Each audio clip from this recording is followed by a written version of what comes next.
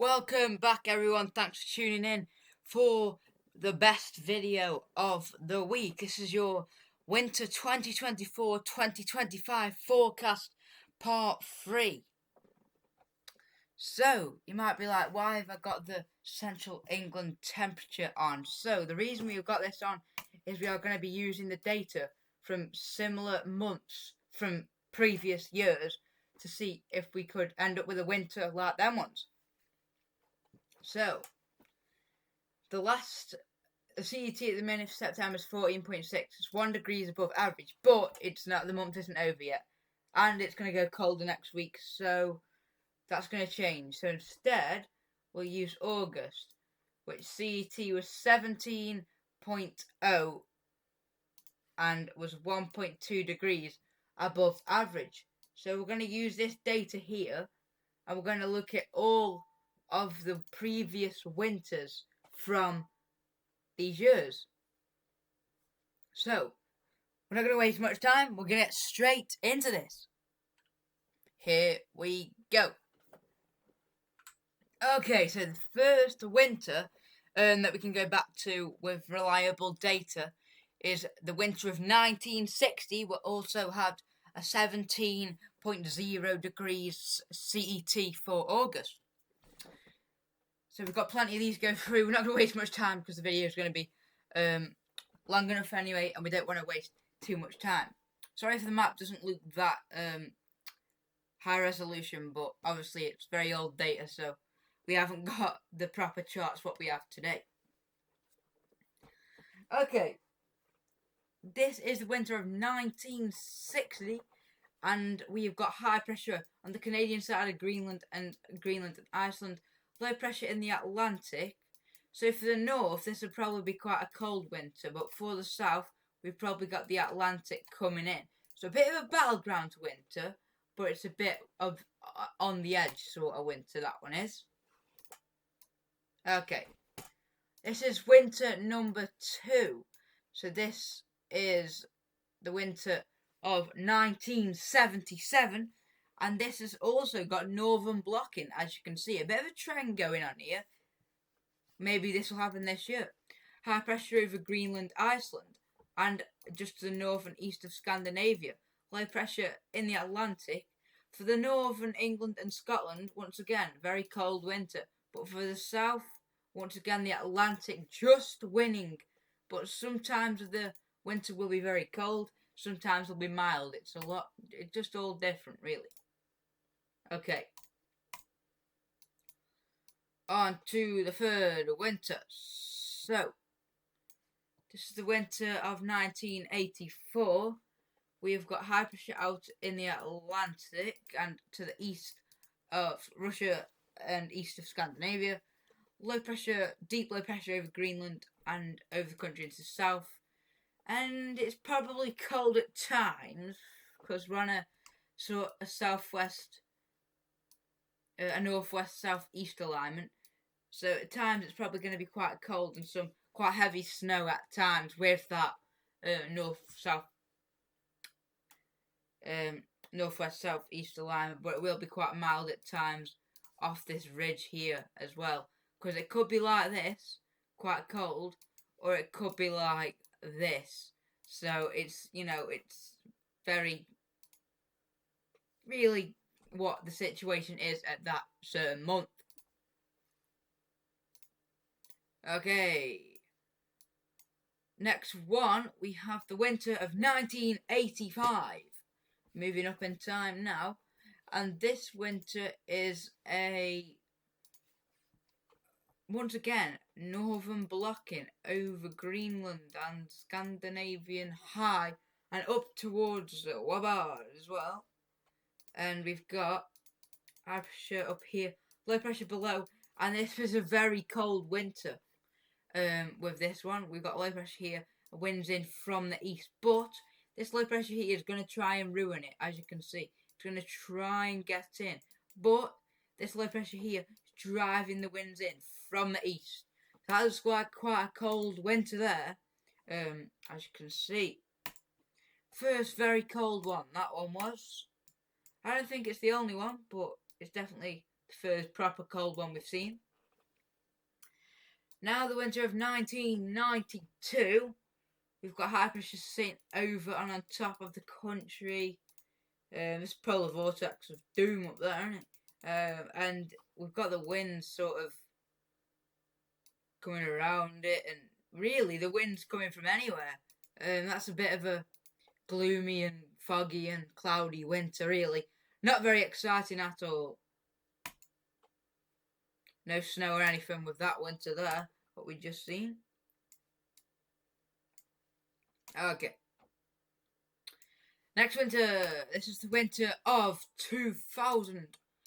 Oh, it's 2000 now. 2003. We've got high pressure to the north and over Scandinavia, low pressure here, and it's a very cold winter, especially for the North Atlantic's trying to get in, but it's a very cold winter. At times, some parts are mild, some parts are very cold. So there's a second very cold winter we have seen today. Okay. This is the winter of 2005. So this winter is a little bit mixed. We've got winter 2005. We've got high pressure sitting over Greenland. A bit of a weak signal for low pressure. Low pressure to the south. We're bringing around that from the northwest. So it's quite a cool, cold winter. Cold snaps at times. Quite frosty. Okay, so the winter of 2014. We've got high pressure out and the east and over Scandinavia. We have got low pressure, deep low pressure, polar vortex of doom in the Atlantic, winds in from the southwest, well, the west really.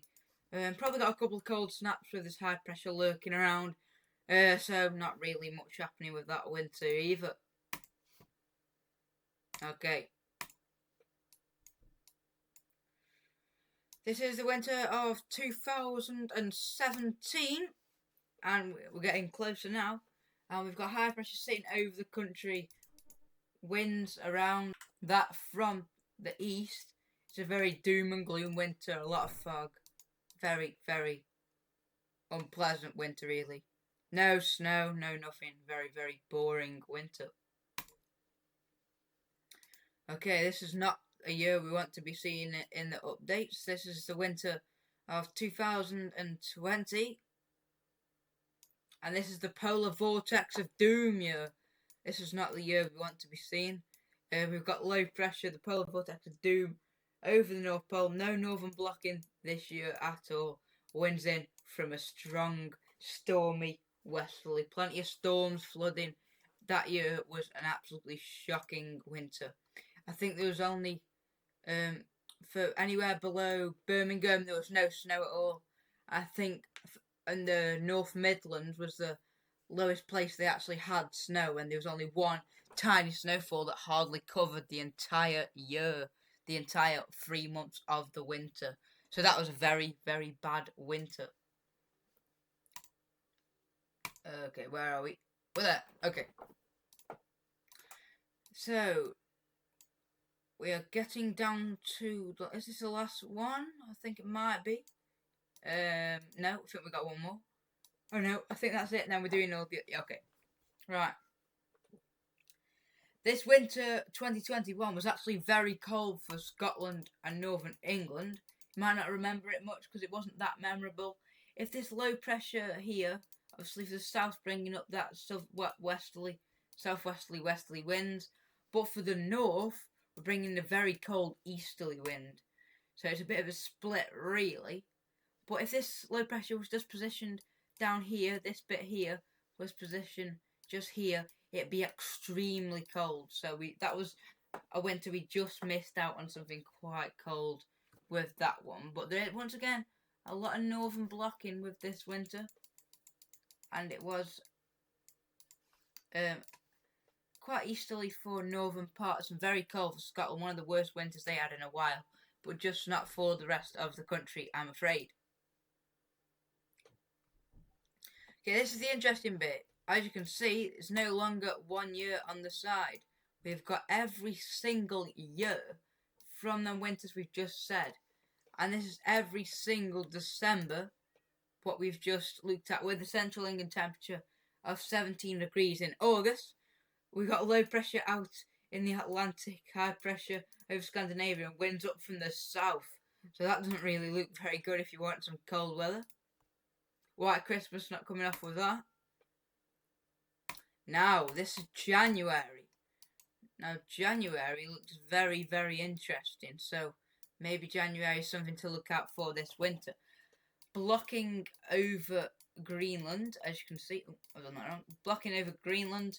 Low pressure dropping south. Our winds in from an extremely cold northeasterly direction with every January combined. Finally, we've got one more after this, which is like crazy. It's the craziest thing. So we've got, this is all February's combined. We've got high pressure blocking over the north, low pressure in the Atlantic. We're going to be bringing up the winds from the southwest, but once again for Scotland, that could be an easterly. Scotland and Northern England at times could be quite cold with them easterly winds tapping in at times.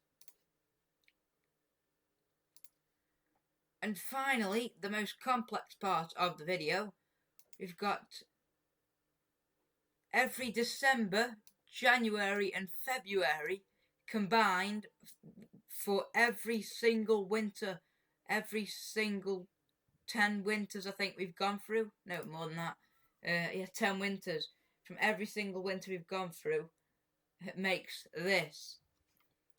So we've got high pressure over Greenland, blocking Scandinavia. It's quite mild for the south, but actually for Northern England and Scotland again, it's a very cold winter. So once again, there would have been a lot of cold spells. So once again, westerlies are probably trying to get in for the south. Obviously, just trying to get up like that from the south, southwest, west. But once again, Northern England, Scotland, maybe easterlies for February. So with them winters all combined. Okay, so that's been a very, very interesting winter update. So now, at the moment, I'm going to do a bit of a, what's it called? Winter percentage sort of thing. So I'm going to say, at the minute, what I've seen off them forecasts. I'm going to go for, I'm going to say 48% for a milder winter. I'm going to go 52%. That's with the other winter updates as well. For a colder winter. So at the moment, instead of sun and stuff like that, because of the NAO as well, and that's going to play a big part, the NAO and stuff like that.